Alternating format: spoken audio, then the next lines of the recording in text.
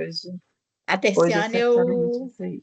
eu encontro no Enaber, né? Com Né? uma É, certa frequência. exatamente. É, então, primeiro, vou agradecer a Érica por ter aceitado o convite, né? Como eu te disse, a Terciane que fez a indicação do seu nome. Mas a Érica e eu fomos colegas de mestrado, né? Na mesma turminha pequena de mestrado lá de Juiz de Fora. A Érica, além de ser mestre, também é doutora pela Universidade Federal de Juiz de Fora, e agora ela é professora adjunta de Economia na Escola Naval Marinha do Brasil. Inclusive, Érica, depois, quando você for falar, se você puder falar um pouquinho, né, sobre essa experiência, que eu acho que é um pouco diferente Com da certeza. maioria das pessoas Uhum. que o pessoal conhece. Então, seria interessante também para os nossos alunos saber um pouquinho dessa história. E a Érica é pesquisadora associada na Escola de Guerra Naval, pelo Grupo de Pesquisa em Ciência, Tecnologia e Inovação e Poder Marítimo. Ela integra o grupo de pesquisa da Defesa 5, Governança e Proteção da Amazônia Azul, Desafios e Estratégias Tecnológicos, Ambientais e Soluções para a Defesa Nacional. Além disso, ela é pesquisadora do grupo Economia do Mar, GEM, no subgrupo Defesa e Segurança, é pesquisadora do Laboratório de Análise de Gestão Econômica, LAGEC, da IFRJ, em Niterói, e a pesquisa da Érica é principalmente sobre economia da defesa, economia do mar, crescimento econômico e finanças públicas regionais, com ênfase em análises que utilizam econometria espacial. Então, Érica, é um prazer poder tê-la aqui apresentando o seminário para a gente. Fique à vontade para fazer sua apresentação e muito obrigada. Bom, primeiro deixa eu agradecer o convite do programa, o convite da Kênia, da Terciane. É, é um prazer para mim estar falando com um programa de pós-graduação em economia, porque desde que eu entrei na escola, eu meio que me divido, né? Eu agora fico pouco em economia, eu sou um agente duplo. Então, para economistas eu falo da defesa, para o pessoal da defesa eu falo de economia. E é possível até que vocês percebam uma diferença, eu acho, no padrão da apresentação para o padrão que vocês estão acostumados, né? Agradecer também a presença dos alunos aqui na apresentação. A apresentação de hoje, eu vou falar um pouco sobre economia de defesa, que é uma das minhas áreas, né? Uma das minhas linhas de pesquisa. E vou trazer dois artigos no final, dois artigos com metodologias distintas, com propósitos distintos, porque eu sei que essa é uma área pouco conhecida. Ela é pouco discutida no mundo e no Brasil ela é muito recente. No ano passado, talvez não recente, mas pouco difundida, né? No ano passado a gente teve o lançamento do primeiro livro sobre economia de defesa na língua portuguesa, fruto de um pró-defesa que foi o 4, né? Agora a gente está no 5, mas o pró-defesa 4. O que é o pró-defesa? É um projeto de pesquisa financiado pela CAPES junto com o Ministério de Defesa, e a gente conseguiu, no ProDefesa 4, reunir uma boa parte dos economistas e não economistas também, porque tem o pessoal de relações internacionais, ciências políticas, que tratam sobre economia de defesa no Brasil, e um dos frutos foi o livro lançado no ano passado. E aí eu acho que vocês vão perceber aqui ao longo dessa apresentação que a economia de defesa ela tem uma série de peculiaridades em relação aos mercados que a gente está acostumados a lidar. Tá? E essa primeira parte da apresentação trata exatamente sobre essas peculiaridades. Na segunda parte, a gente vai falar, e aí eu vou falar brevemente, né, porque eu sei que eu tenho um limite de tempo, mas brevemente sobre um artigo chamado As Organizações Militares da Marinha e o Crescimento Econômico nos Municípios Brasileiros, onde a gente verifica o impacto dos gastos dessas organizações militares sobre o crescimento dos municípios brasileiros.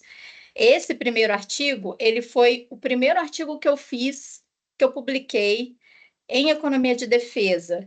Então, ele foi mesmo a minha passagem, assim, do que eu vinha fazendo no mestrado e doutorado para essa nova área, dado que eu, né, trabalho há 11 anos na Escola Naval. O que é a Escola Naval? Só para vocês entenderem assim o meu ambiente de trabalho. A Escola Naval é a graduação. Então, é uma graduação onde se formam os oficiais da Marinha. E eles têm uma formação bastante multidisciplinar. Eles têm matérias de relações internacionais, de cálculo, física, enfim, e economia. E ter matérias de economia é extremamente importante para os militares, porque além de ser militar, ou talvez até uma das funções principais deles no Brasil, é que eles são gestores públicos. Então, eles vão cuidar do nosso dinheiro. E, portanto, ter aí o conhecimento básico de economia é essencial para essa carreira. Num terceiro momento, né, no momento final aqui da apresentação, eu trouxe um artigo chamado Base Industrial de Defesa. Esse a gente já usa uma análise exploratória de dados espaciais e também análise de concentração industrial para verificar a indústria de defesa no Brasil, que é um setor específico da indústria brasileira, e eu vou dissertar depois um pouco a respeito. Bom, falando aqui das peculiaridades, a gente tem, quando a gente fala do setor de defesa, a gente tem diferenças, tanto nas estruturas, né, singularidades na estrutura de mercado, então vocês vão ver que não é uma estrutura de mercado do tipo concorrência perfeita. E também a gente tem diferença na natureza dos produtos envolvidos. A gente tem o próprio produto, que é o serviço de defesa, que é um bem público, né, não rival, não excludente. E, para além disso, a gente tem os produtos que são fornecidos pela indústria de defesa, que atende este setor específico. Inclusive, se vocês observarem, a gente tem aqui uma foto da fragata, né, a primeira fragata da classe Tamandaré, que é uma das 4 fragatas que estão sendo produzidas no Brasil. Então, quando a gente fala de indústria de defesa, a gente busca falar de uma tecnologia, como a gente diz muito, né, na defesa, de uma tecnologia autóctone, né, dessa busca por produção de tecnologia dentro do território, porque isso é importante para a questão da soberania e da defesa como um todo.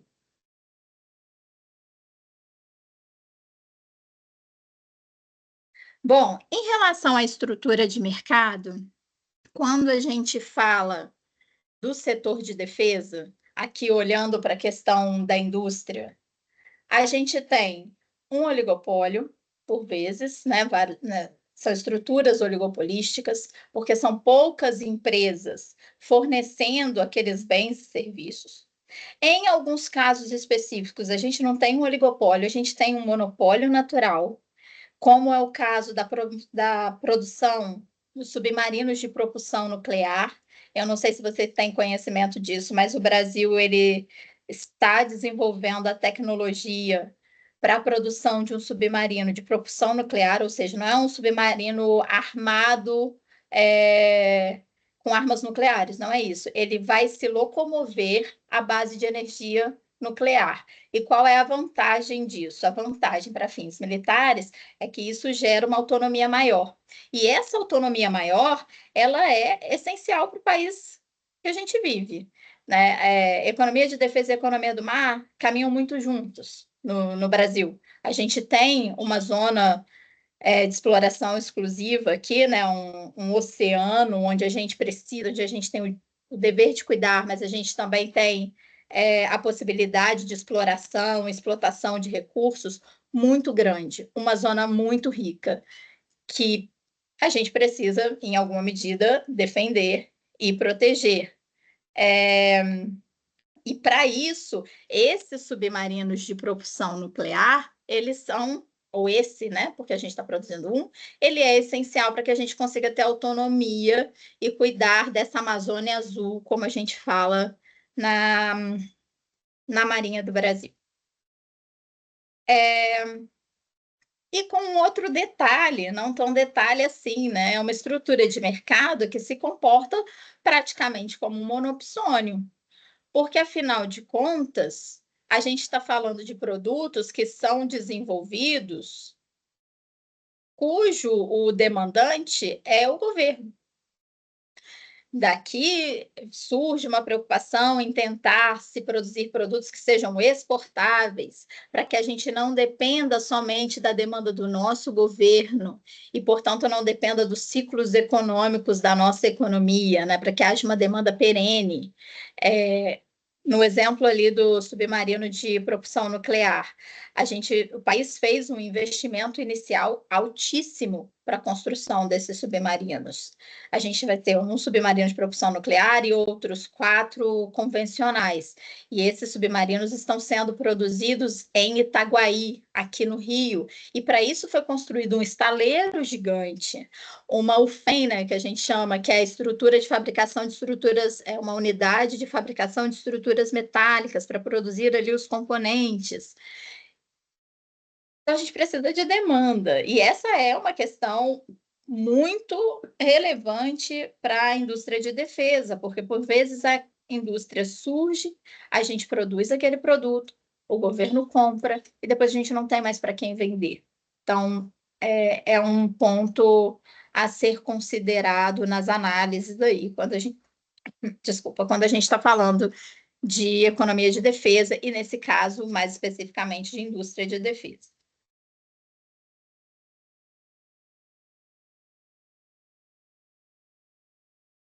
Uma outra observação que a gente faz é que, quando a gente fala dos produtos de defesa, da indústria de defesa, existe uma barreira à entrada a esse mercado. Não é simples produzir um produto de defesa. Exige uma tecnologia que, por muitas vezes, ela é protegida. Os países que geram essa tecnologia, eles não querem compartilhar.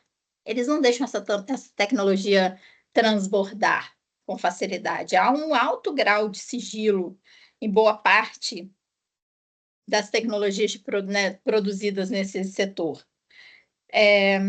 Por vezes, geralmente é regulado por lei. Então, para ser uma indústria, uma fábrica, uma empresa que produz um produto de defesa, ela tem que ser catalogada, no nosso caso, no Ministério de Defesa. Então, isso gera custos, isso diminui a concorrência, né? Não é como eu falei lá no início, um mercado de concorrência perfeita.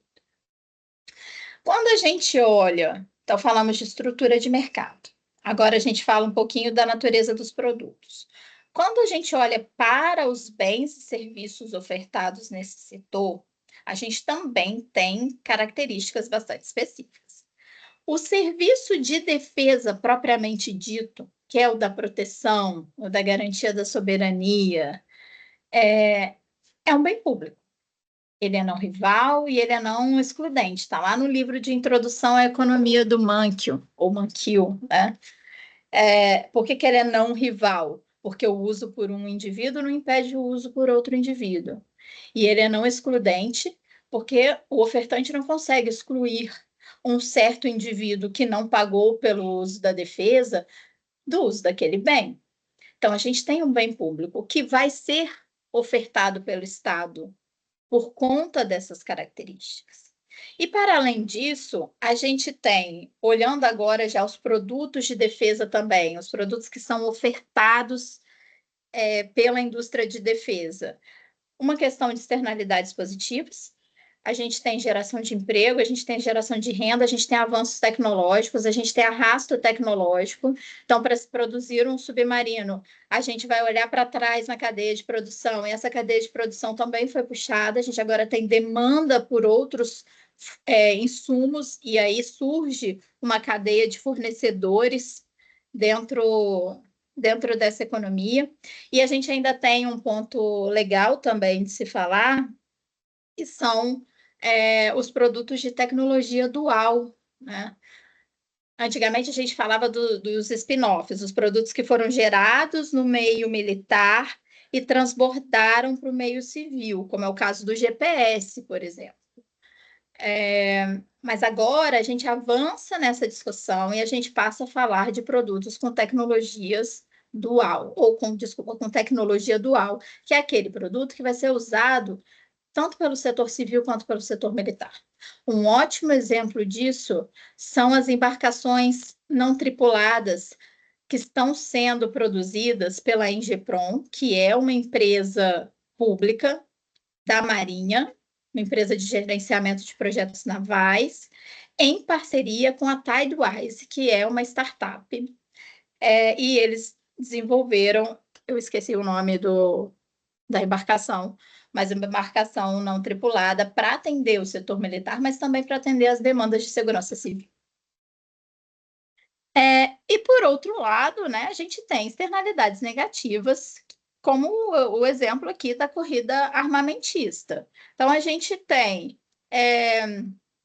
se a gente tem a Rússia gastando mais com defesa, os países da OTAN também vão gastar mais com defesa, como é o que a gente tem visto agora. E aí não só a OTAN, né? Porque aí o Brasil também, como vê que na OTAN estão gastando 2% do PIB com defesa, começam as demandas aqui também.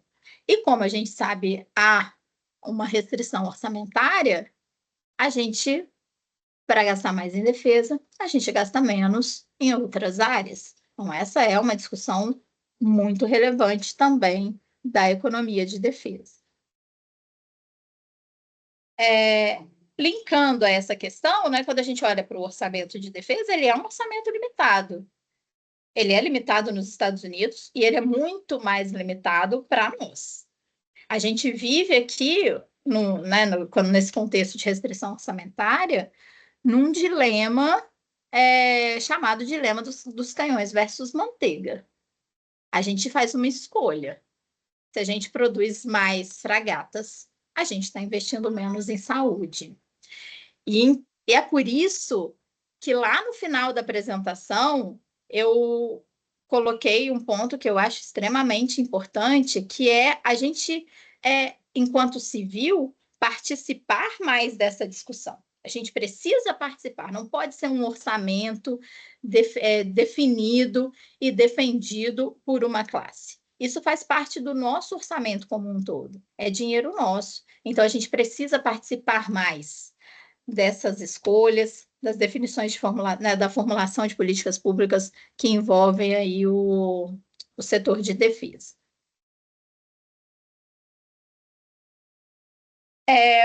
E quando a gente fala de gastos em defesa, esse ponto aqui já é importante para a gente tratar depois o primeiro artigo que eu vou trazer.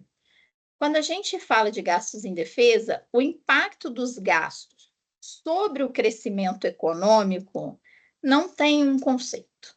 A gente acha trabalhos que encontram impactos positivos, a gente acha trabalhos que encontram impactos negativos. Depende de quais países a gente está analisando, depende do momento em que a gente está usando ali na pesquisa. Os possíveis positivos, né, impactos positivos, estão relacionados à formação de capital humano, a transbordamentos tecnológicos, à geração de renda, à movimentação da economia e, é claro, a missão precípua das forças, que é o aumento da segurança. Para que a gente tenha, por exemplo, um comércio internacional que ocorra pelo mar, e eu imagino que vocês saibam que aproximadamente 90% do comércio internacional brasileiro ocorre pelo mar, né? Mas varia de um ano para o outro, mas mais ou menos por aí, é um número bastante expressivo. A gente precisa de um mar seguro, a gente precisa de segurança, a gente precisa. A gente não pode ter pirataria. E pirataria parece um negócio meio batido, parece antigo, né? Falo pirata, que coisa de filme. Mas pirataria acontece. Os nossos vizinhos aqui de Oceano Atlântico, mais especificamente no Golfo da Guiné, eles sofrem problema muito sério de pirataria. E por isso a Marinha Brasileira tem uma parceria com a Guiné, porque, afinal de contas, a gente tem navios da Marinha Mercante Brasileira, né, navios comerciais que passam por ali e se deparam com esse problema. Então, quando a gente fala da missão das Forças Armadas, uma das principais é essa garantia de um ambiente que seja seguro e propício para a realização de negócios. Por outro lado, a gente também tem possíveis impactos negativos, como eu falei anteriormente. A gente tem uma restrição orçamentária. E se a gente tem uma restrição orçamentária, os recursos que poderiam servir saúde, educação, tidos como mais produtivos, e eu não discordo, em especial num país como o nosso, eles vão ser menores se a gente gastar mais com defesa. Bom, eu acho que finalizando essa parte das peculiaridades, a gente tem aqui o Estado como chave do setor de defesa. É o Estado que oferta e é o Estado que demanda. É o Estado que oferta o serviço de defesa propriamente dito. É ele que financia pesquisa e desenvolvimento, e em alguns casos é ele que produz. E, por outro lado, é ele quem demanda armamento, quem demanda munição. Estou falando específico da indústria de defesa, né? Quem demanda uma fragata é o governo. Então, a gente tem o governo como peça-chave. E não tem como falar de economia de defesa sem falar um pouquinho de finanças públicas, ou de economia do setor público. Bom, agora passando especificamente para a análise do primeiro artigo que eu trouxe. Esse primeiro artigo, ele tem como objetivo verificar se os gastos com pagamento de pessoal civil e militar da Marinha do Brasil, então ele é específico para a Marinha, se esses gastos impactam em alguma medida o crescimento econômico dos municípios brasileiros. E a gente tem aqui na informação de que a Marinha está distribuída, acho que é melhor assim do que abrange todo o território, mas ela está distribuída em todo o território nacional. E essas organizações militares, como a gente chama aqui, essas OMs, elas, nos anos da pesquisa, que foi 2000 e 2010, elas estavam por volta de 70, se localizavam em mais ou menos 70 municípios. Um ano 69, no outro 71. Uma informação que eu ainda não trouxe, mas que apareceu no slide lá no início, esse artigo foi publicado na revista do IPEA, na PPE, em 2021. Bom, uma outra informação, essas organizações militares, elas têm missões distintas. Então, vocês vão perceber que a gente vai falar em algum momento de instituições como a que eu trabalho, que é a Escola Naval, que é basicamente educação, que fica aqui no Rio de Janeiro, mas a gente tem as organizações militares que ficam em Iperó, em São Paulo, onde é produzido reator nuclear, a gente tem Itaguaí, onde é produzido submarinos, a gente tem o arsenal de marinha, onde ficam ali os navios de guerra. Então, elas são diversas e elas têm características distintas. Nosso período de estudo, anos 2000, 2010, aquela velha problema de limitação de base de dados, e que, para a economia de defesa, é ainda pior porque é uma área que é pouco estudada, pior porque, obviamente, vários dados são protegidos, então, para a gente ter acesso aos dados, exige bastante criatividade. Então, a gente tem que parar, estudar, entender o setor e tentar chegar a soluções não triviais. Como no caso desse artigo, onde a variável de interesse, que é o gasto com a defesa, a gente usou gasto com pagamento de pessoal, e aí a gente pediu os dados para pagadoria de pessoal da Marinha. Então, assim, não é uma coleta de dados simples, isso limita, e isso faz com que a gente tenha muitas lacunas ainda nesse tipo de pesquisa. para a economia de defesa.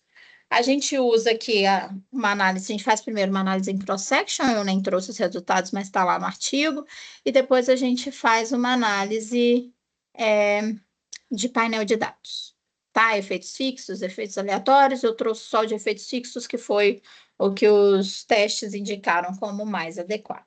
Além disso, a gente fez uma análise para dependência espacial, vocês vão ver daqui a pouco que não foi encontrada. Em relação à revisão de literatura, eu não vou entrar muito mais no mérito, eu já falei lá que não há um consenso, né, sobre os impactos serem positivos ou serem negativos.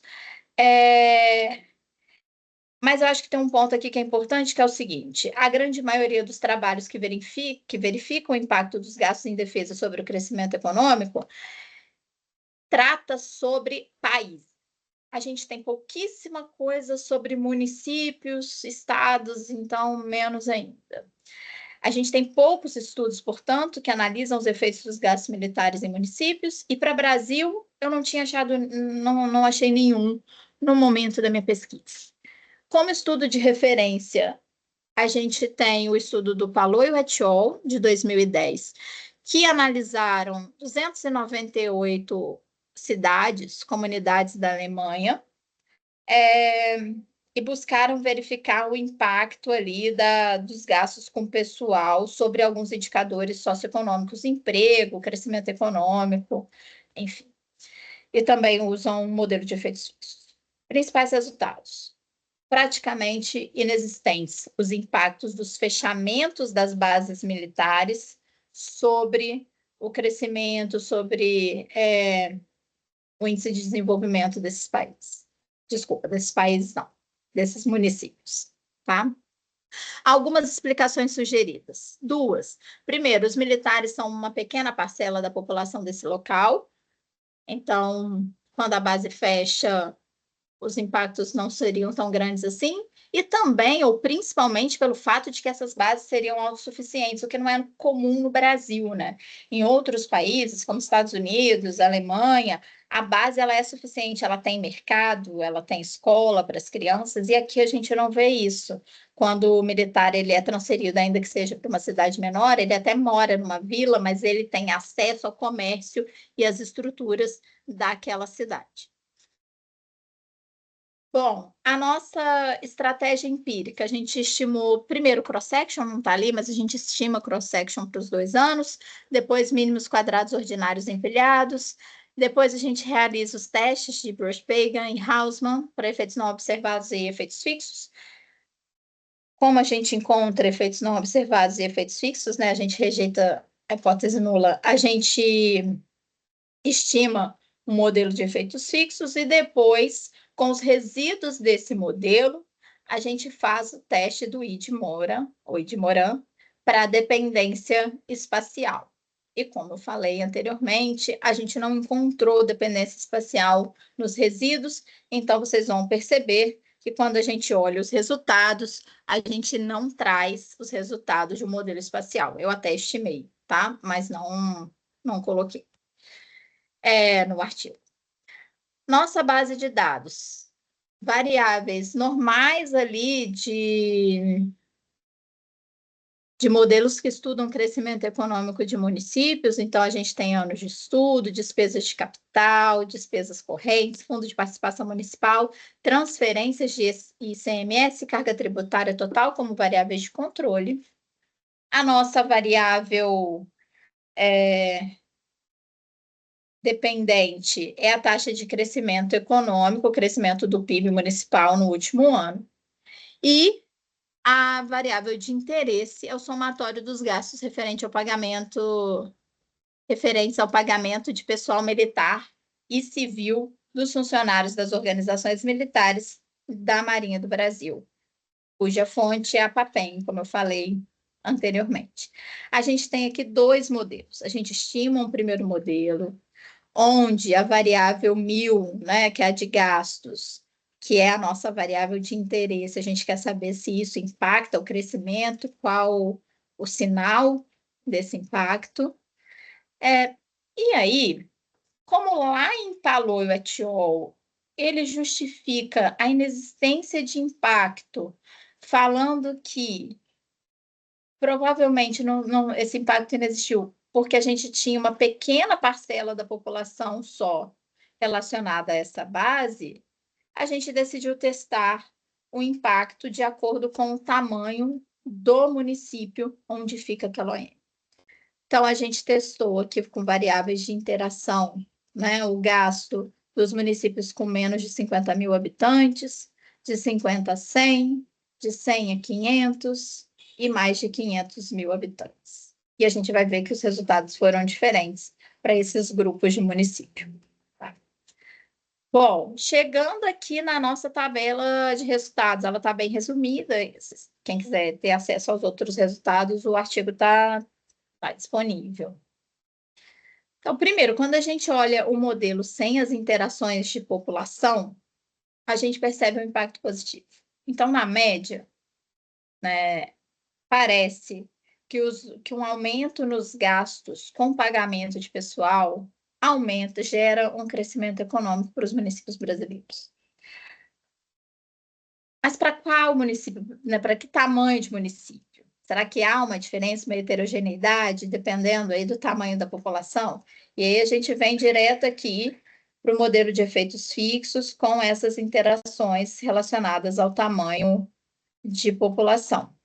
Então, o que a gente percebe? Que municípios muito pequenos, menos de 50 mil habitantes, tipo Iperó, em São Paulo, onde fica a produção do reator nuclear, a gente não tem impacto. Então, o impacto não é significativo estatisticamente. Provavelmente pelo fato de que quando o município é pequeno, o militar, às vezes, ele não mora naquele município. Ele mora no município vizinho. Ou ele mora e consome os bens, né? Ainda mais em São Paulo, ele consome os bens nos municípios vizinhos. Ou, por vezes, ele nem leva a família dele. A família, como ele sabe que a transferência vai ser de 2 anos, dependendo do caso, ou na maioria dos casos, ele fica com a família no Rio, vai, serve lá e depois volta. Por outro lado, municípios entre 50 e 100 mil habitantes, a gente tem um impacto positivo. Aqui, a gente já tem uma explicação complementar à que a gente falou anteriormente. São municípios com mais estrutura, que podem, né, que tendem a receber, entre aspas, melhor as famílias, que têm um mercado de comércio e serviço disponível para atender e para fazer com que aquela renda dos militares gere uma movimentação na economia.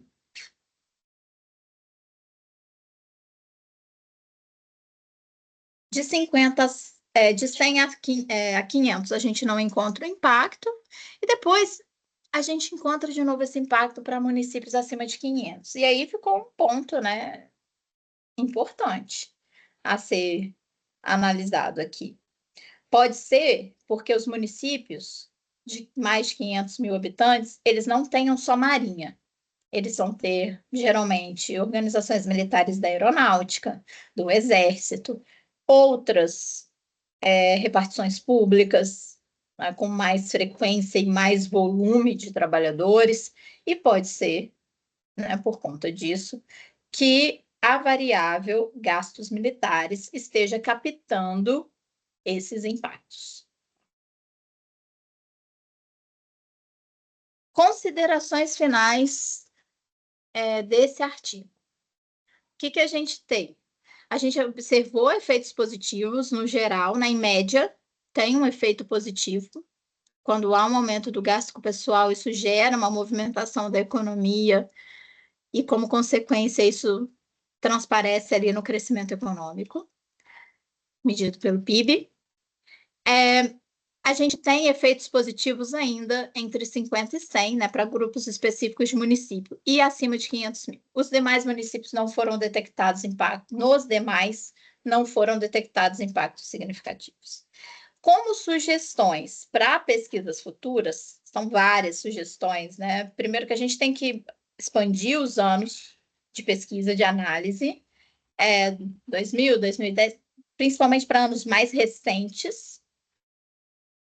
e incluir outras forças armadas. Além de pesquisar a Marinha, olhar também para Exército, para Aeronáutica, e verificar qual é o impacto, principalmente do Exército, né, que é muito capilarizado, em várias cidades muito pequenininhas, qual que é o impacto do aumento de gastos nesses municípios onde tem Exército para o seu crescimento econômico. Tranquilo? Vou passar agora para o segundo artigo, para a gente finalizar daqui a pouco essa apresentação. Então, o primeiro artigo foi sobre impacto dos gastos em defesa sobre o crescimento econômico, analisando ali a movimentação da economia quando há uma base naquele determinado município.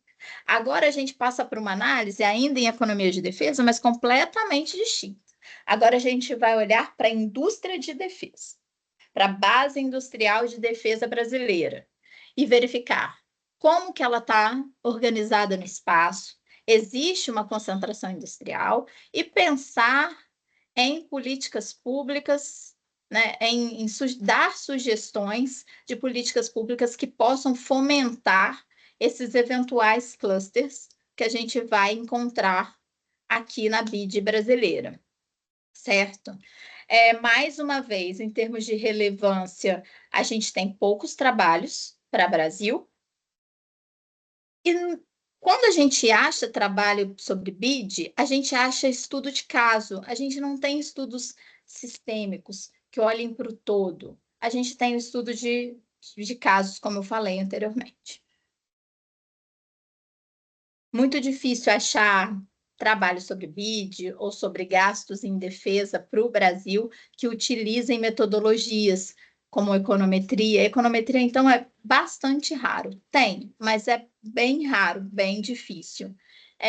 E até análises exploratórias não costuma ser comum. Geralmente, quando tem uma análise descritiva. Tá? O que é essa bendita dessa BID? Base Industrial de Defesa. A BID, eu trouxe aqui a definição que está no livro branco, que é um documento oficial, né, do país, mas a BID tem vários conceitos, várias definições, mas eu trouxe aqui a oficial. Então, para o livro branco, ela é o conjunto de organizações estatais e privadas, civis e militares que realizam ou conduzem pesquisas, projetos de desenvolvimento, enfim, produção, reparo dos produtos de defesa. Então, é aquela indústria que vai ofertar os bens que são utilizados pelo setor de defesa. E um outro conceito importante para a gente nessa análise é o conceito de cluster. E aí eu trouxe aqui a definição, né, uma definição clássica de Porter, 1998, que coloca que os clusters são as concentrações geográficas de empresas e instituições que atuam no mesmo setor e também incluem fornecedores, clientes, fabricantes de produtos complementares e empresas participantes de setores relacionados. Então, a gente está falando aqui da importância do espaço. A gente está falando de um setor, mas o espaço é muito importante. E a gente quer verificar se existe uma aglomeração espacial, né, uma aglomeração geográfica, porque essa aglomeração geográfica, teoricamente, melhora a eficiência coletiva, porque as empresas vão compartilhar fornecedores. Se a gente tem um cluster, aquele cluster vai passar a ser conhecido como referência. Então, quando alguém buscar, por exemplo, um navio de guerra, se a gente tiver um cluster forte no Brasil, os outros países podem demandar o navio brasileiro. Então, essa é a ideia da eficiência coletiva.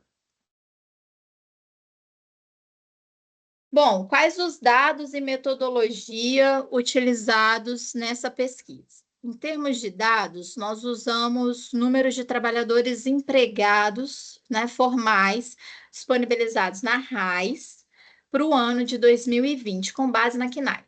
Ali tem 4 classes. Então, a gente tem uma classe de fabricação de material bélico pesado, mais armas e munições, que a gente chama de MATBEL, construção de embarcações, que é a naval, fabricação de aeronaves, aéreo, fabricação de veículos militares de combate, 4 classes. A metodologia utilizada é baseada no QL, quociente locacional, e em índices de autocorrelação espacial e mapas de cluster espaciais. Então, aqui a gente tem a fórmula do QL, né, o emprego no setor I, no município J, sobre o emprego no município J, em relação ao emprego no setor I do Brasil sobre o emprego total do Brasil. Então, a gente está comparando ali a participação do setor I em dado município em relação a essa participação, a participação deste setor no emprego como um todo do país. Quando o QL é maior que 1, a gente tem indícios de que aquele município específico é um município especializado naquela produção. QL menor que 1 indica o contrário.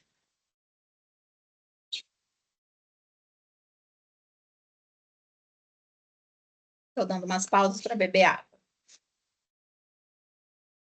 Bom, além disso, a gente calcula o ID Moran global, não vou ficar passando nas fórmulas, enfim, mas coloquei as duas aqui no ID Moran global.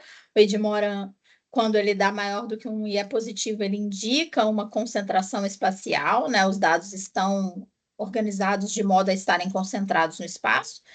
Por sua vez, quando ele é negativo e significativo estatisticamente, eles estariam dispersos. Quando ele é não significativo, está distribuído de maneira aleatória. O ID Moran local, ele é utilizado para desenhar, né, para formar o mapa de cluster. Então, a gente não chega para o ID Moran local, ele é um ID Moran para cada município. A gente não vai chegar a apresentar né, essas estatísticas I para cada município, mas a gente traz o mapa de cluster. Então, passando aqui para os resultados. Primeiro, em relação ao ID Moran global, a gente tem 4 classes, mas daquelas 4 classes que a gente falou anteriormente, uma delas, que é a de veículo blindado e militar, a gente só encontrou um município. Então, não faz muito sentido calcular o ID Moran para um município, nem o mapa de cluster. Então, ela some da análise agora por este motivo, tá? Em relação ao setor de material bélico, a gente pode perceber que os municípios estão dispersos. Daqui a pouco vocês vão ver quais são os municípios. Já os setores aeronáutico, né, e naval, a gente tem uma concentração espacial, uma concentração maior, mais intensa no setor aeronáutico. E vai ficar claro daqui a pouco no mapa. O setor naval tem, sim, uma concentração, mas menor. Passando para os resultados específicos do QL e do mapa de cluster. Quando a gente olha para o setor de fabricação de material bélico e armamento, a gente tem 4 municípios: Jacareí, 4 Barras, Lorena e Juiz de Fora. Juiz de Fora, pessoal que é Quênia, não sei se a Quênia sabe dessa informação, mas Juiz de Fora tem uma empresa de material bélico que é a Imbel. Então, ela está aí representada com QL de 36,92, mostrando que a produção de Juiz de Fora, o emprego no setor de material bélico é acima da participação do emprego no setor bélico no país como um todo. Aí, Jacareí e Lorena cediam a Avibraz. A Avibraz é uma empresa, né, ela faliu o ano passado, uma questão importante também para a economia de defesa, enfim. Mas ela fabricava o Astros, que é um blindado do Exército, e o Mansup, que é o míssil que seria utilizado, que vai ser utilizado, mas vai ser produzido por uma outra empresa agora, naquelas fragatas classe Tamandaré, que eu mostrei a foto lá no início da apresentação. E 4 Barras recebe a AEC, que é uma outra empresa de mísseis e foguetes. E aí vocês podem perceber que está disperso mesmo, né? A gente tem 4 empresas, elas não estão próximas, enfim, elas não beneficiam-se dessa proximidade geográfica em termos de fornecedores ou de serem conhecidas como um lugar para se buscar esse tipo de produto.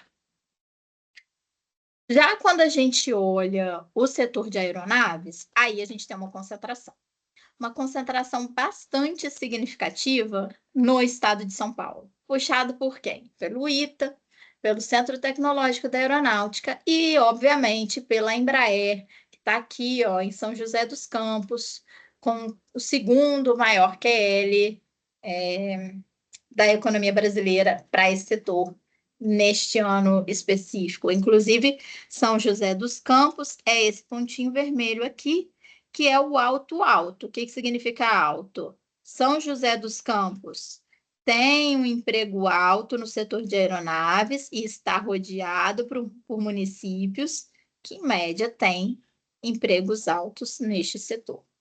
Tá? Eu não tinha explicado isso antes, né? Mas, enfim, o baixo alto, que é esse azulzinho mais claro, o município não emprega tanto, mas os seus vizinhos empregam bastante naquele setor, e o rosinha é o contrário. Então, alto são os municípios que empregam muito, mas os seus vizinhos não empregam tanto. Tem aqui também, ó, alguns rosinhas, né? Que são esses outros municípios que estão elencados aqui na tabela do quociente locacional.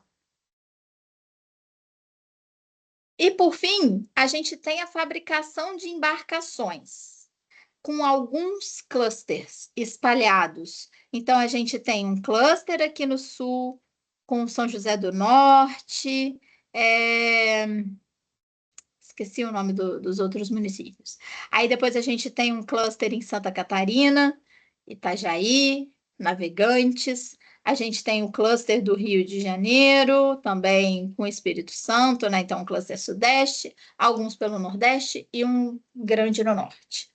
É importante a gente dizer que, como a gente tem muita dificuldade de achar dados, aqui a gente não separou especificamente o que era militar do que é civil, mesmo porque essas coisas às vezes se confundem. A Embraer, por exemplo, ela produz aviões de guerra e ela produz aviões civis. Quando a gente olha para Itajaí, né, a gente tem aqui a produção de navios civis, mas a gente tem o estaleiro lá da ThyssenKrupp, que é o estaleiro onde se produz as fragatas classe Tamandaré. E aí, só para a título de curiosidade, as fragatas estão sendo produzidas em Itajaí por um consórcio que tem uma empresa internacional, que é a ThyssenKrupp, mas também outras empresas brasileiras, como a própria Embraer, acho que é a Amazul, enfim, outras empresas brasileiras. E o projeto das fragatas é gerenciado pela Ingeprom, que fica aqui no estado do Rio de Janeiro. E aí, aqui no estado do Rio de Janeiro, a gente tem a produção de submarinos, a gente tem a Ingeprom, e tem um conceito que aparece na literatura brasileira sobre base industrial de defesa naval, que é a ideia do hipercluster. É como se a gente tivesse um grande cluster na costa brasileira, e isso faz muito sentido. A gente tem a Ingeprom que conversa, que gerencia um projeto aqui de Itajaí, e que está localizado no Rio de Janeiro, mas que também gerencia um projeto que está aqui em Aracruz, no Espírito Santo, que é o projeto do navio de apoio antártico, que a gente chama de NAPANTE, que é um projeto da Marinha, mas que é um navio de pesquisa. Tá? É importante dizer também que, quando a gente olha aqui os maiores QLs, a gente tem uma presença bastante significativa do estado do Rio de Janeiro. E no estado do Rio de Janeiro, a gente tem uma iniciativa de empresas privadas chamada Cluster Tecnológico Naval do Rio de Janeiro, numa ideia de usar os benefícios da proximidade geográfica, de colaboração entre as empresas, para ampliar a eficiência do setor. E uma coisa que é interessante, né? O ano passado eu apresentei esse trabalho no primeiro seminário de economia de defesa do país, que foi em Campinas, foi na Unicamp. E na minha mesa estava o presidente da ABIND, o presidente da época da ABIND. A ABIND é a Associação de Indústrias de Defesa do Brasil. E aí eu apresentei algumas considerações finais que vocês vão ver daqui a pouco. E neste ano, a ABIND entregou ao comandante da Marinha algumas sugestões de políticas que batem muito com o que foi dito nesse trabalho. Então, eu acho que esse é um ponto importante assim dessa área. É uma área pouco estudada, principalmente com metodologias dessas que a gente está acostumado a estudar em economia. Então, quando o trabalho é feito, ele impacta, ele tende a impactar com uma certa facilidade, digamos assim, o setor, tá? Algumas considerações finais, já estou aqui acabando a apresentação. A gente tem, né, os resultados indicam concentração espacial entre setoriais, a gente tem uma importância da região sudeste para a BID, São Paulo, no que tange a produção de aeronaves, Rio de Janeiro, no que tange ao cluster tecnológico naval, lembrando dessa ideia de hipercluster, porque a produção ela conversa ao longo ela está interligada ao longo da costa. E essa identificação de cluster, ela pode subsidiar a formulação de políticas nacionais. E aqui a gente elencou algumas que a gente sugeriu, né? Colocou no ano passado, que é o básico de quando a gente fala de cluster, mas não é comum de ser falado quando a gente fala de base industrial de defesa. Então, políticas públicas do tipo incentivos fiscais para os setores chaves, construções de parques tecnológicos, centros de pesquisa.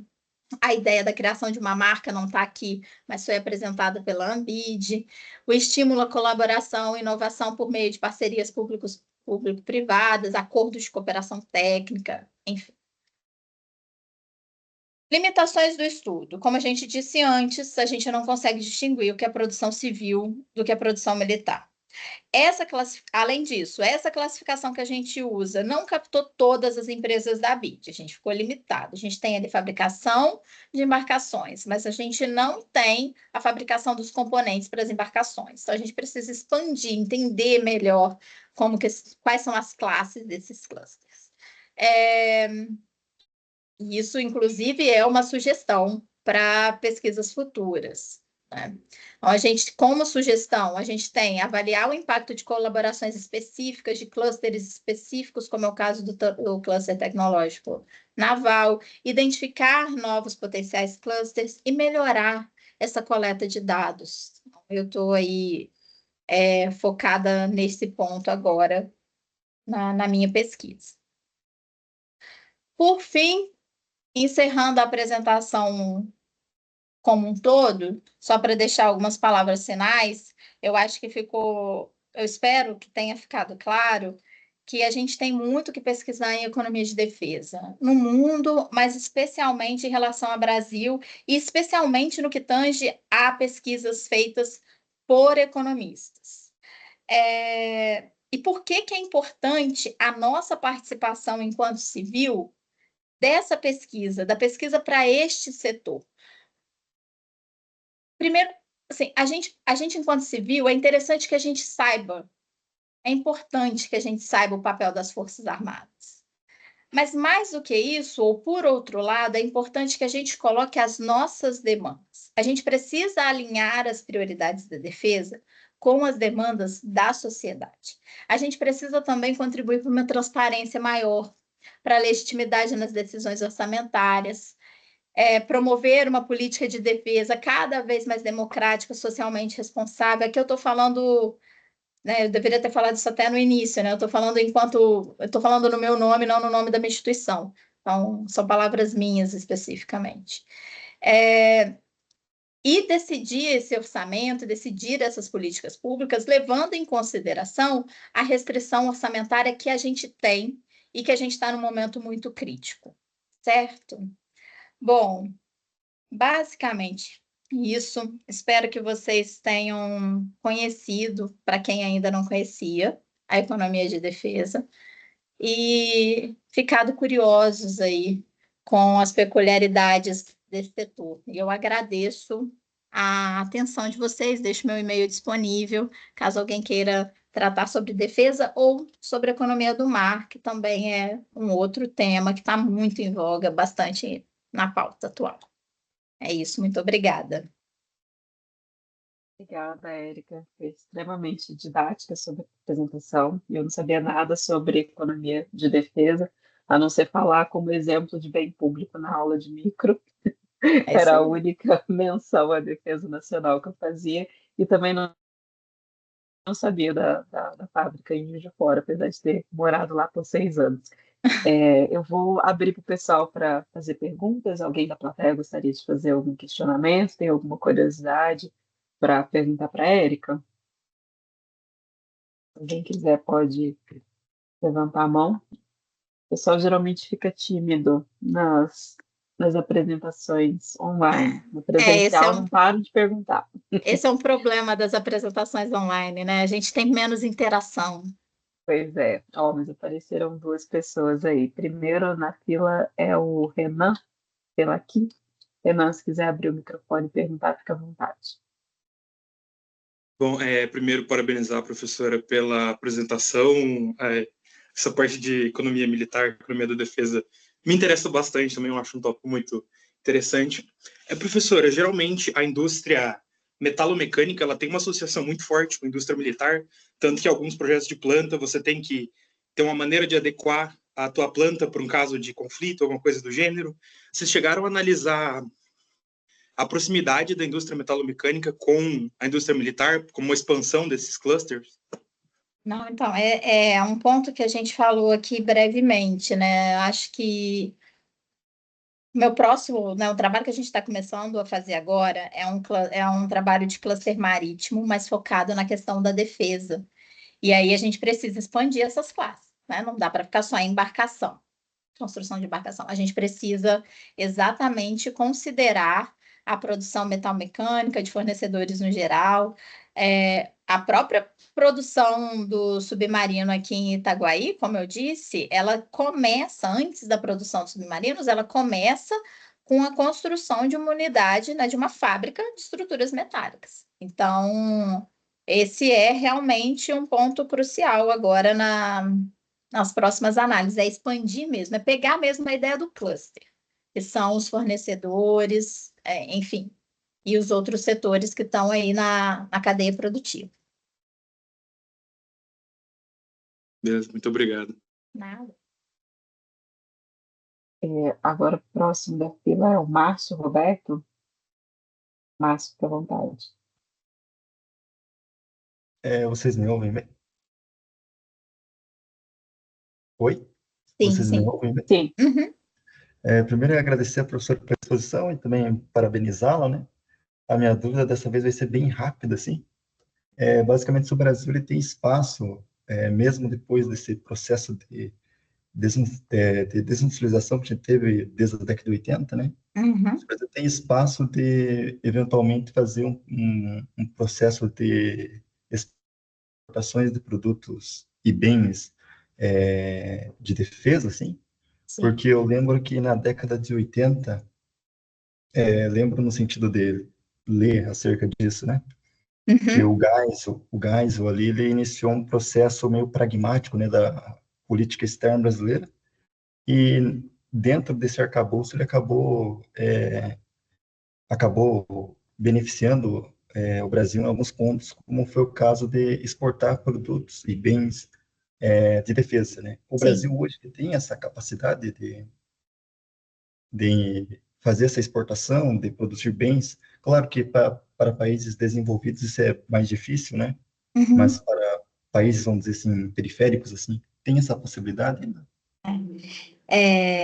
Não, você fez ótimas observações, né? A gente, na década de 70, a gente chega a ser o quinto maior exportador de produtos de defesa do mundo. E aí depois a gente passa pelo processo de industrialização, isso também acontece com o setor de defesa. A China ganha uma importância muito grande na fabricação de embarcações, né? Por exemplo, e a gente perde espaço. O que a gente percebe, eu vou. Eu geralmente dou mais exemplos da área naval porque é onde eu estou mais acostumada.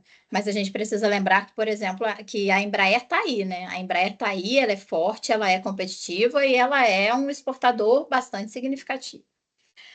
Em relação à indústria naval, com a descoberta do pré-sal nos anos 2000, a gente tem um crescimento desse setor. Não somente para o setor de defesa, né? A gente tem ali um crescimento do setor para atender o setor de óleo e gás, e, paralelo a isso, com os diversos programas estratégicos relacionados à defesa, voltados lá para a indústria naval. Para a questão de exportação desses produtos, no setor de defesa, a gente tem uma limitação que é a seguinte: a gente só vai conseguir exportar aquilo que a gente usar. Então, a gente precisa produzir e a gente precisa usar, colocar em exercício, para que entre no catálogo da OTAN, como a gente fala, que é o catálogo como se fosse um menu, né, de produtos de defesa, que são padronizados, etc. Então, o nosso primeiro desafio é voltar a produzir de maneira significativa, lançar a fragata no mar e começar a usar essa fragata, para que depois a gente tente, a gente já vem tentando, né, linkar aí alguns acordos de comércio, mas para que a gente consiga, de fato, comercializar esses produtos. Se vocês observarem o novo PAC, né, o PAC desse governo, bem como a nova política de indústria, a nova política industrial, agora do Lula 3, a gente tem a defesa como eixo-chave. Lá na nova Indústria Brasil, a sexta missão é olhar para os produtos que tenham interesse em termos de defesa e soberania nacional.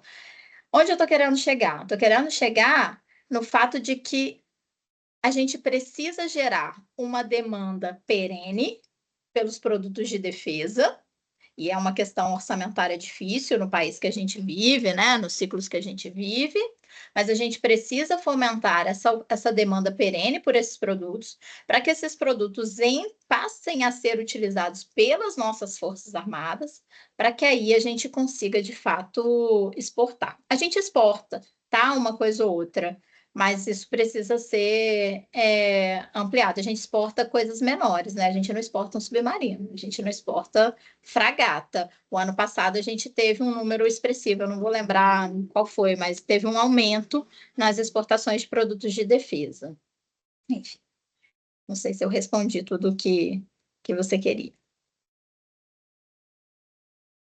Ele respondeu aqui no chat, que respondeu e agradeceu. Hoje o pessoal está animado a perguntar. O próximo na fila é o Arthur. Arthur, fica à vontade para perguntar. Boa tarde, professora. Muito obrigado pela tarde. palestra. Vocês conseguem ouvir bem? Sim. Beleza. Você mencionou, inclusive, respondendo agora o Márcio, a questão do aumento nas produções dos estaleiros nacionais decorrentes da demanda por conta do pré-sal. E a gente está agora na possibilidade de um novo salto, assim, né, por conta da margem equatorial, ainda que do que já tenha sido liberado para exploração tenha sido para leilão para outras empresas que não a Petrobras. Mas você acha que a gente tem a possibilidade, assim, de, nos próximos 5 anos, assim, começar a ter uma expansão da produção naval brasileira decorrente da margem equatorial amazônica? Eu acho que aí vai depender das questões legais em relação à explotação e exploração, né, da margem equatorial, toda a discussão ambiental que envolve o setor. Mas, se acontecer como aconteceu no pré-sal, é muito provável que a gente tenha uma expansão da indústria naval.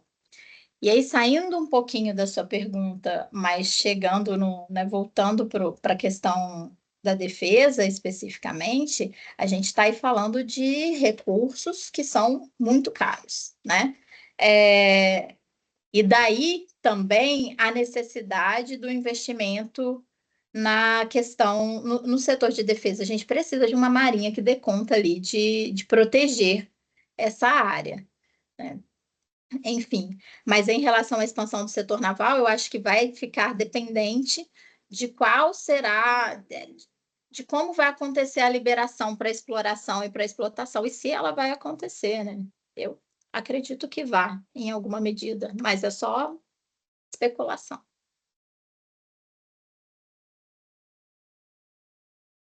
Obrigada, Érica. Obrigada, Arthur, pela pergunta. Agora o próximo é o Brian. Professora, boa tarde. Tá me escutando bem? Sim, sim. Primeiro eu gostaria de parabenizar pela palestra, né? A minha dúvida é na questão mais do início, que você comentou que um grande desafio hoje, né, do próprio mercado de economia da defesa é a barreira de entrada pela questão da soberania nacional, né? Que os países não gostam de demandar produtos estrangeiros por essa questão de soberania nacional. Isso não seria um entrave para o Brasil exportar esse tipo de defesa? Ou os outros países são mais receptivos nessa questão quanto a nós? Então, na verdade, é o contrário. Os países não gostam de ofertar os seus produtos quando se trata de tecnologia de ponta.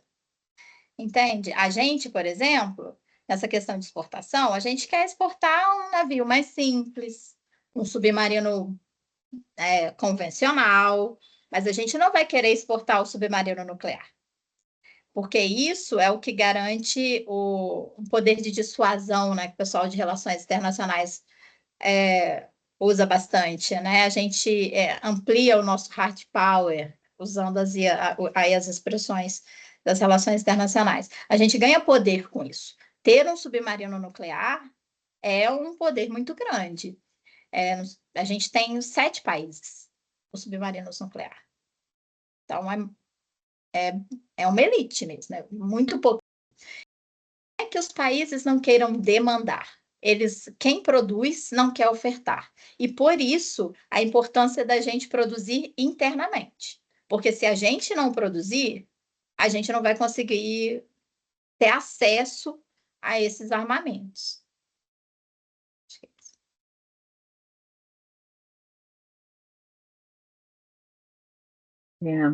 Ainda temos mais uma pessoa na fila, não sei se eu sei pronunciar o seu nome, mas é Dreyfus. Me corrija se eu estiver errado. Tá me escutando bem? Sim, sim. Não, é isso mesmo. É meio complicado, mas é isso. Eu queria primeiro agradecer, achei muito interessante a sua aplicação dessa teoria, né?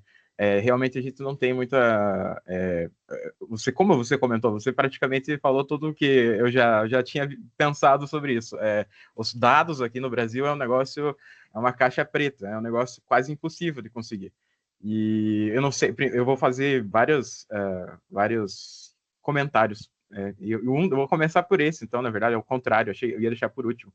Mas você ter acesso a esses dados foi facilitado pela tua posição de estar dentro da Academia Naval, né, como você comentou? Ou era uma coisa que um público civil comum, digamos assim, poderia ter acesso a esses dados? Pode ter acesso. Né? O da BID, o artigo sobre a BID veio da RAIS, então, acesso para todo mundo. O da PAPEM, eu acredito que aí tenha que fazer um pedido formal, né? Um pedido formal. Mas, dados de pagamento, a única coisa que vai ser trabalhoso. Como que eles me entregaram isso? Eles me entregaram os dados de pagamento de pessoal por organização militar. E aí eu tive que olhar onde ficava cada organização militar e aglomerar por município. Por isso que eu disse, os dados são difíceis, e aí a gente precisa ter criatividade. Talvez a metodologia não vai ser a metodologia mais moderna, entendeu? A gente ainda usa metodologias mais simples. Mas por que a gente usa? Porque tem muita lacuna. Pequenos passos já são ganhos de literatura. E em relação aos dados, sim, eles estão disponíveis, mas no caso da PAPEM, por exemplo, que foi o gasto de pessoal, aí teria que fazer um pedido formal pelo portal da transparência, né? Uma possibilidade. Eu queria também comentar sobre, a ideia cultural mesmo do Brasil em gasto militar. Eu acho que o brasileiro não se importa, né? Falando como um brasileiro mesmo. A média não se importa. Ou se importa, vê com uma visão negativa. Uhum. E eu acho interessante que tem toda a parte teórica não sei se você já ouviu falar, mas da deterrência nuclear. Primeiro começava com a bomba nuclear, que era o país, né, ter uma bomba nuclear pelo motivo de segurança, porque se um país me ameaça, eu vou retalhar da mesma maneira. Sim. Só que se diminuir ainda essa ideia para a parte militar, também é importante. É um bem, como comentado ali no livro de Micro, né? É um bem que toda a população faz, em teoria, faz uso. E ninguém percebe disso, né? Então, Não, bom, é basicamente isso. Tem toda uma ideia cultural do Brasil que eu acho que teria que ter uma, como é que eu posso dizer, então, uma ideia para mudar esse conceito, esse preconceito, digamos assim. Que nem tudo que vem do militarismo é uma coisa ruim, né? Uhum. Primeiro que a gente é um país pacífico, né? Uhum. Por a gente ser um país pacífico, para que a gente precisa de uma marinha de guerra num país pacífico, né? Então, isso por si só já diminui a ideia de importância na cabeça das pessoas, como um todo. Como eu falei brevemente, a gente não tem noção, ou pelo menos não é discutido, não é divulgado, não são divulgadas as ameaças aqui que a gente observa no oceano, como a questão de pirataria, de pesca ilegal, de ter um navio chinês ou russo há pouco tempo atrás nas águas brasileiras fazendo pesquisa num espaço que é nosso. De 1960, a gente ter tido a chamada Guerra da Lagosta, porque tinha um navio francês na costa brasileira, e aí as fragatas tiveram que. Não teve uma guerra em si, né? Mas foi um início ali de um conflito que foi, graças a Deus, resolvido sem a necessidade de um conflito armado. Então, eu acho que a gente precisa, e eu acho que esse é um dos meus papéis, assim, como eu disse lá, né, da minha atuação como agente duplo, de divulgar por que as Forças Armadas existem, no que elas contribuem, porque tem um viés negativo. E eu também acho aqui, fazendo o meia-culpa apesar de eu não ser militar, que os militares divulgam muito mal o seu trabalho.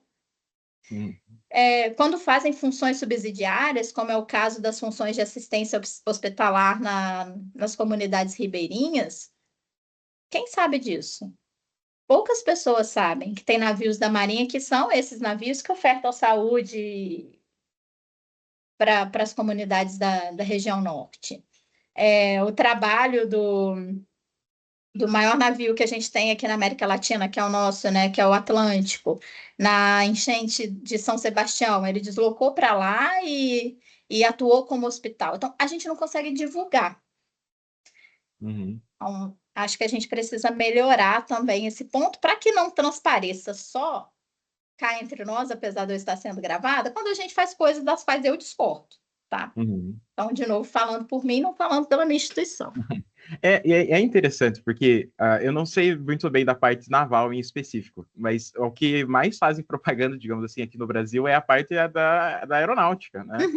Você vê a divisão do Brasil ali com Colômbia e Venezuela, então eu acho que ali também tem várias bases militares que são focadas na parte aeronáutica, né? E eu acho... Desculpa. Não, eu acho que seria interessante fazer esse trabalho de economia espacial naquelas bases, só que, de novo, é um negócio de garimpar o dado, né? Isso aí. Bom, e tem a Força Aeronáutica, e eu, de novo, quero até fazer uma pergunta para você, quem sabe você me explica, porque você comentou que em 70 para frente o Brasil parece que parou de fazer esse gasto militar, pelo menos teve o foco, né?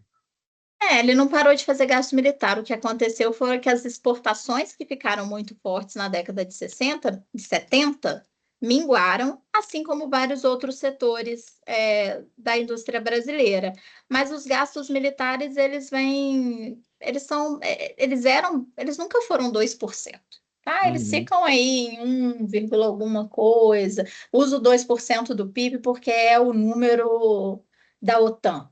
É o que a OTAN persegue. Então, os países meio que estão buscando esses 2% do PIB com gastos militares, mas a gente não tem isso. Nem sei se é o caso de ter, né? E é engraçado que é um setor que poderia ser explorado. Sim, você vai ter um trade-off, você vai ter como é que é? O dilema lá dos canhões versus manteiga. E uma externalidade negativa, porque nunca é bom fazer um tanque, né? Mas, enfim, o Brasil antes fazia, né? Então a gente tem bastante, assim, casos meio que de sucesso. Tem o Tucano, tem o Cascavel, que era do Exército, né? E o Osório também, que tem toda aquela ideia que... Bom, a ideia não, né? Que ele perdeu bem por uma pressão política e ele era, na época, o melhor blindado que tinha, né? Comparado aos outros da OTAN. Então, é engraçado. Tinha que ter realmente uma propaganda positiva nessa questão, né? E assim, eu acho que nós cidadãos assim ganharíamos com isso, porque se você tem, pelo menos para o Brasil defender a própria fronteira, né, para nós mesmos cuidarmos dos problemas nossos, né, não vir alguma coisa externa. Que você vê Com aí certeza. esse maior exemplo, a Ucrânia. A Ucrânia largou as bombas nucleares e sempre foi aí. E agora, né, alguém decide atacar eles. Então, e aí? Como é que acontece? A gente tem sorte, o Brasil está localizado num lugar bom, é enorme o Brasil, então pensar em atacar o Brasil é quase muito difícil, quem quer que seja. Mas, de novo, né? Sim. Enfim, é isso. Aí eu queria falar mais uma coisa também, estou falando demais aqui, que é uma área que eu acho bem interessante e tal. Do keynesianismo militar. Não sei se você já ouviu falar Sim. eu acho que aí seria uma boa ideia para a gente, né? Tô falando, você, no caso, vender essa ideia vender o peixe de gasto militar, porque tem um spillover gigantesco, né? Tecnológico, salário, enfim, isso vários momentos da história, né?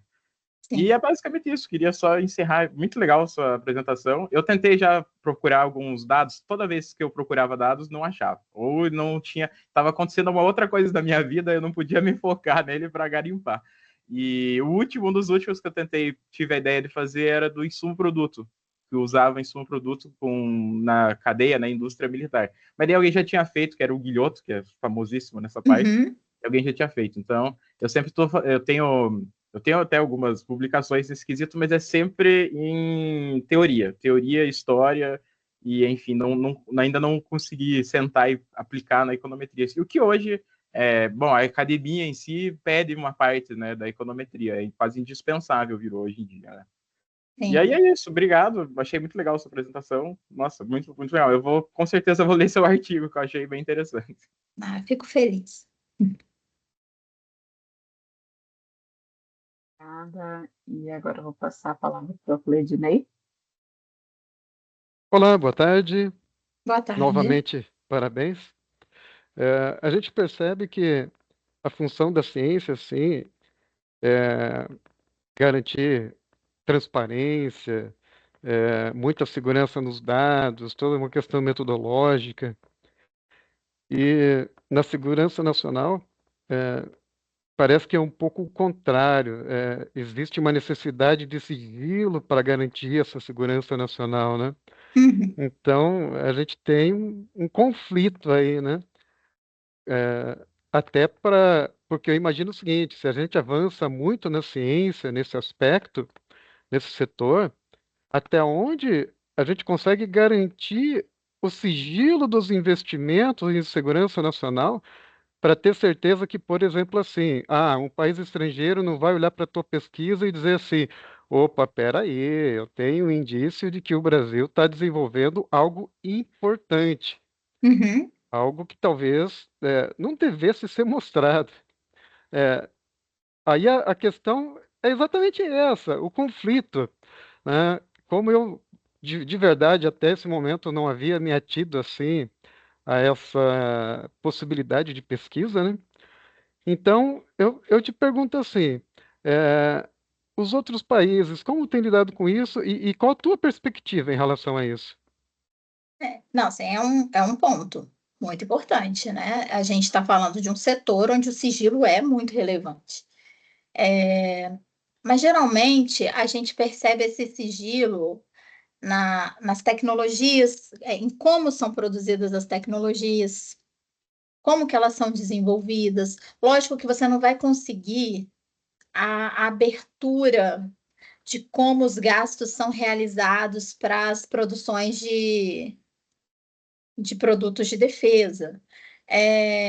Por vezes, né, sei lá, tem componentes da fragata que vão ser produzidos por algumas empresas e as empresas não sabem nem que elas estão produzindo para a fragata. Elas foram demandadas, elas estão ali produzindo para a manutenção daquele sigilo.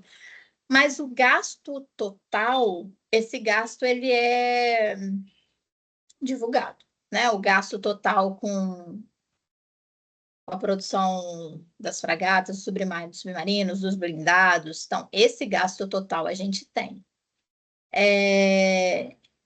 Mas, de fato, é um ponto bastante relevante. Então, por vezes, pode ser que você queira algum dado que você vai pedir no portal de transparência e você não vai ter acesso porque é sigiloso. E aí a pesquisa vai ficar travada, mas faz parte da área, né? Mas a pesquisa para a economia de defesa, ela acontece no mundo. A gente tem isso, a gente tem pesquisas, mas geralmente, como eu disse, são com os dados mais agregados. A gente não vai conseguir ficar abrindo e fuçando e verificando em qual componente foi gasto, quanto com o processo. Isso já é mais restrito mesmo. E tem que ser.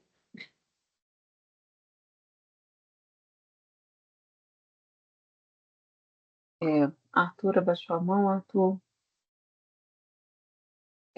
Tá, você quer falar o seu comentário? O Arthur escreveu um texto relativamente grande que eu acho que a Erika Eu não não tem acesso ao vi, eu não chat, né? li. Não, eu tô aqui Então, entretida Eduardo, na conversa. tá, eu vou só ler aqui o texto que o Arthur colocou. Ele colocou um pequeno adendo: a Ucrânia não cedeu as suas armas nucleares porque os códigos de lançamento eram todos russos, ficavam em Moscou. Se houver mísseis nucleares americanos no Texas, o estado se tornar independente, os mísseis não se tornam automaticamente texanos, ainda são de Washington. Os mísseis nucleares americanos na Alemanha não são alemães. Estados Unidos, OTAN, etc., mediaram os acordos de transferência dos mísseis nucleares e pressionaram o governo ucraniano para devolver os mísseis. Enfim, o conflito russo-ucraniano é bem anterior a 2022, vem desde maio de 2014, e as consequências disso, como a nazificação do país, a incorporação do batalhão Azov como uma SS ucraniana, a perseguição dos russos étnicos, o conflito no Donbas, as quebras unilaterais dos acordos de Minsk 1 e 2, enfim, ele foi falando aqui uma série de questões. Érica, quer comentar alguma coisa ou podemos passar para a próxima pergunta? Não, assim, travou, voltou. Eu acho que pode passar. Eu não tenho muito, gente, eu não sou especialista em geopolítica, tá? Então, assim, talvez vocês vão ter mais informações do que eu. Eu também, nessa questão da guerra da Ucrânia ter começado antes, lá com a anexação da Crimeia, enfim, isso, beleza, mas não sou a melhor pessoa para falar desse assunto com vocês. Eduardo, fique à vontade. Nosso não civil do PPGDR, por favor. Boa tarde, pessoal. Professora Érica, parabéns aí pela apresentação, foi bem interessante. Como a professora Kênia mencionou, aí, eu sou militar, né? Então estou na Legal. reserva e agora estou tentando virar economista. Mas, só complementando, desde quando eu entrei no curso de economia aqui na Federal em 2008, né, na Federal do Paraná, eu achava interessante a importância da presença das organizações militares para o crescimento das cidades, né, o desenvolvimento econômico das cidades. E realmente, como eu sou do Exército, muitas cidades pequenas são bem dependentes da presença daquele quartel ali, né? E ainda hoje, né, cidades maiores cresceram em volta de quartéis. E eu achei que faltou ali naquele, talvez como sugestão, né, para complementar aquele seu primeiro artigo ali, para dar um pouco mais de importância das organizações militares, verificar o fundo de manutenção da organização militar, que ela recebe para se manter.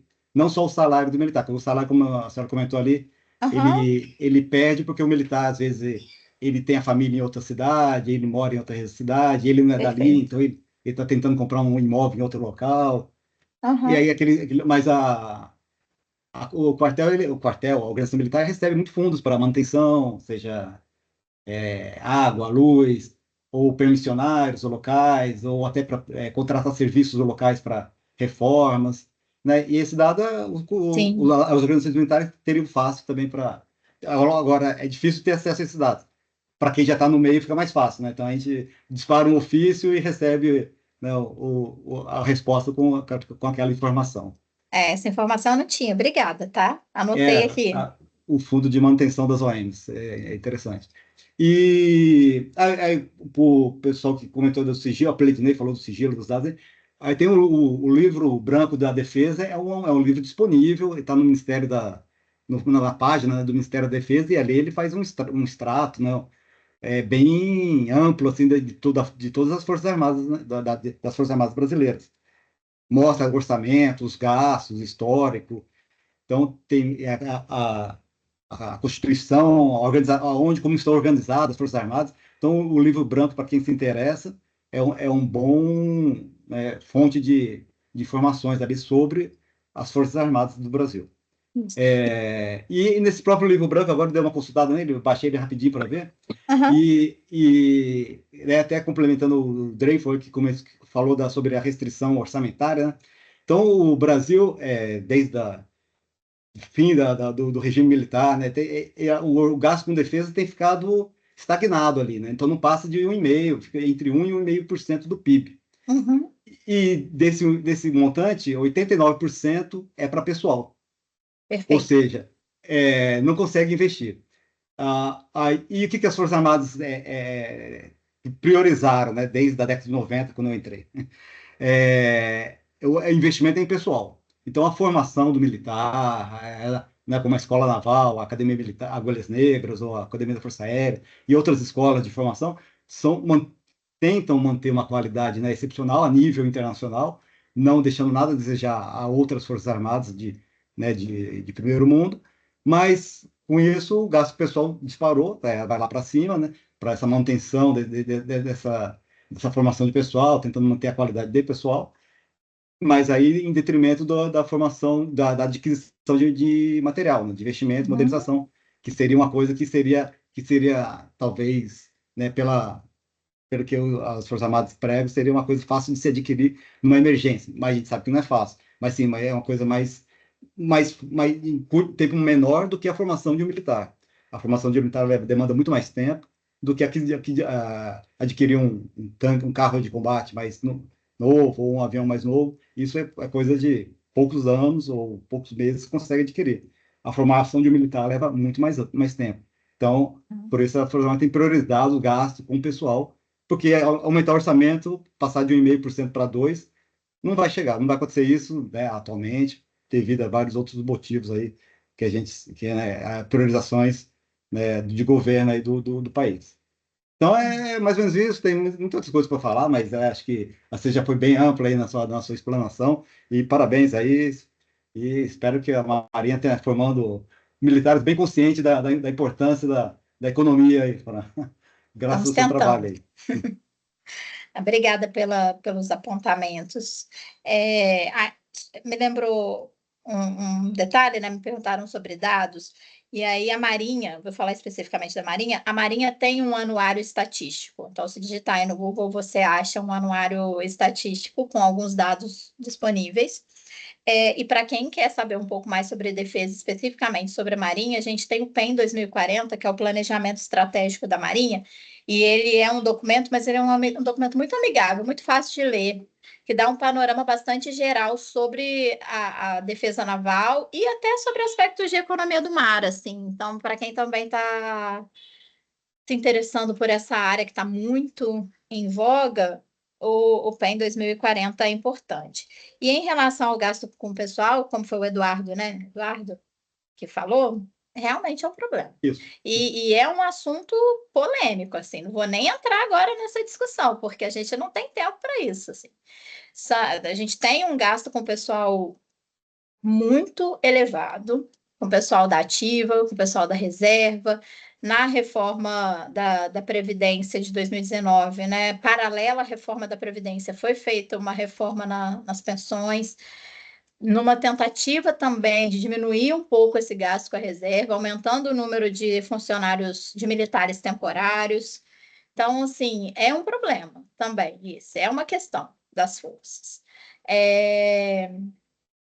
E por mais que a gente consiga comprar um navio rápido, né, como o Eduardo falou, a gente chama às vezes de compra de oportunidade. Agora o Brasil está assinando acordo para a compra de 2 navios com a Inglaterra, mas essas compras de oportunidade, elas às vezes não são um bom negócio, porque os navios vêm muito antigos, com tecnologia ultrapassadas, que geram manutenção e reparo muito alta, e por isso os investimentos na indústria de defesa tem um papel relevante. E esse investimento de indústria de defesa, ele não vai ser... A gente não tem uma fragata em 2 anos, quanto mais 4. São investimentos longos, né? Não pode ficar... Se a gente fica aumentando e diminuindo o recurso, a gente não tem esses navios prontos tão cedo e, por vezes, com gasto ineficiente, porque o projeto se alonga demais. Enfim. Obrigada, Eduardo. Obrigada, Érica. O Dreyfus tem mais alguma questão? Eu só queria fazer um comentário. O Brasil tem empresas, então, só focadas na parte naval. Porque eu lembro que tinha a Engessa, né? A Engessa era focada em blindados, se eu não me engano. E aí ela simplesmente foi extinguida, né? Fecharam ela.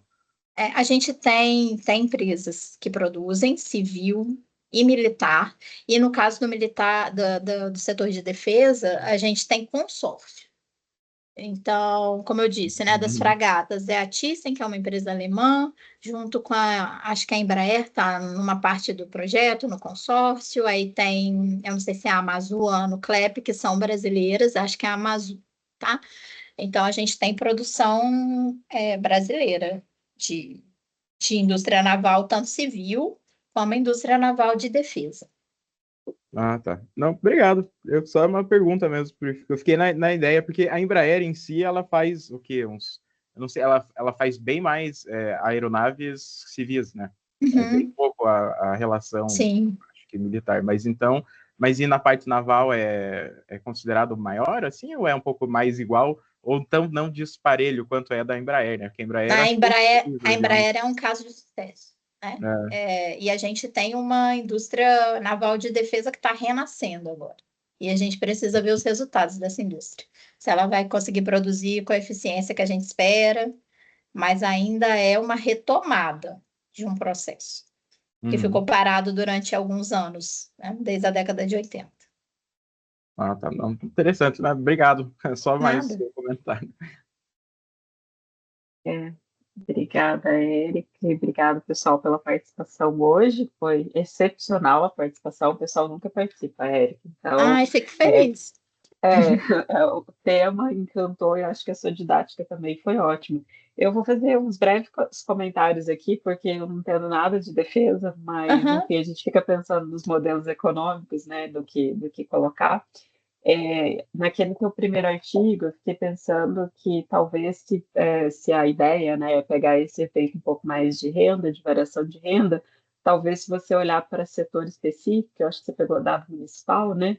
Sim. Então, os dados setoriais, talvez esse efeito seja maior no setor de serviços, porque Sim. daí vai ser o setor que realmente vai ser mais demandado ali, né? Mas talvez a parte, o componente industrial do PIB, a agropecuária, não tenham tanto efeito.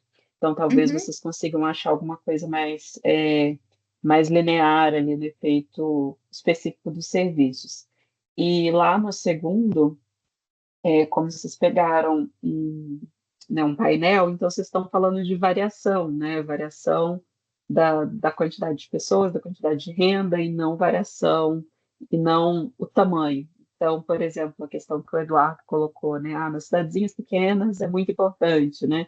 Mas talvez fique interessante se, eu não sei o quão frequente ter um aumento muito grande da quantidade de militares em determinada região, ter uma migração muito grande, um aumento muito grande.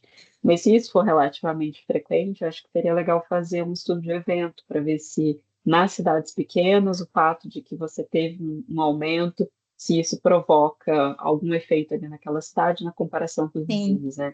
Se isso se espalha para os vizinhos, fica concentrado naquela cidade, enfim. Mas eu não sei o quão frequente é o evento para que isso gere uma análise estatística. Do primeiro ano para o segundo ano ali da análise, a gente tem 2 cidades com OMs novas. Talvez seja um ponto, né? Isso, mas daí, usando a técnica de Event Study, você não precisa ter eles no mesmo ponto temporal, literalmente, né?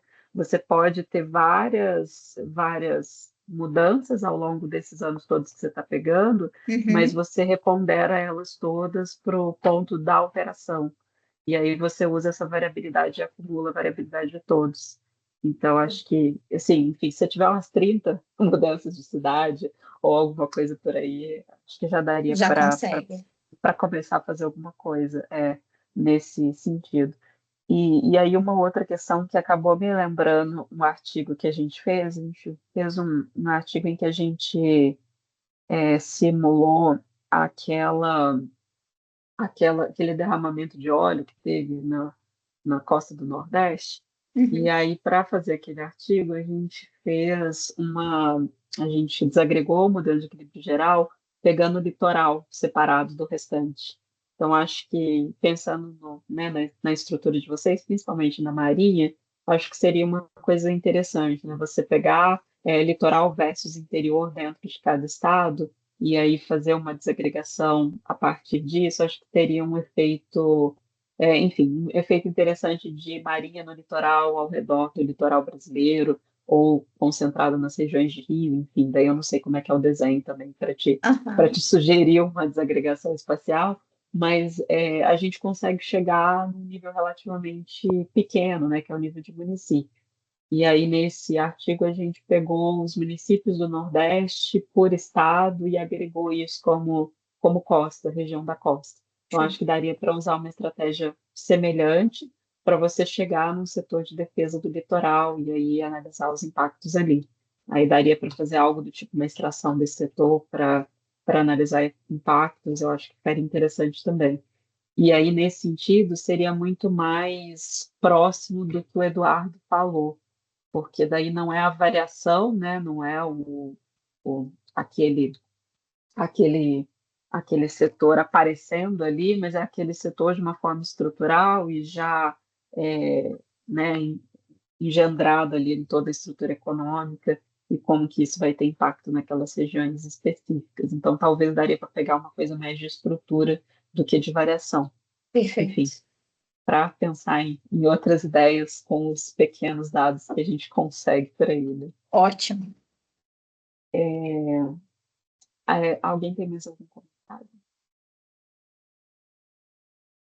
Então, se não tiverem mais comentários, vou agradecer mais uma vez a Érica pelo seminário, pela apresentação e por toda a discussão que foi feita. E, pessoal, para a semana que vem a gente vai ter um seminário presencial, vai ser com o Kiano, que é nosso ex-aluno. Ele é de HPE, vai apresentar um texto sobre HPE e a gente vai ter o seminário presencial, porque o Kiano dá aula aqui em Curitiba, então ele vai poder estar presencialmente com a gente. Obrigada, uma ótima restante de semana. Obrigada, Érica. Obrigada, gente, pela revê-la. participação aí, pelas perguntas. Sim. Obrigada, Kênia. Até mais, então, gente. É. Bom restante de semana. Obrigada. Bom restante de semana.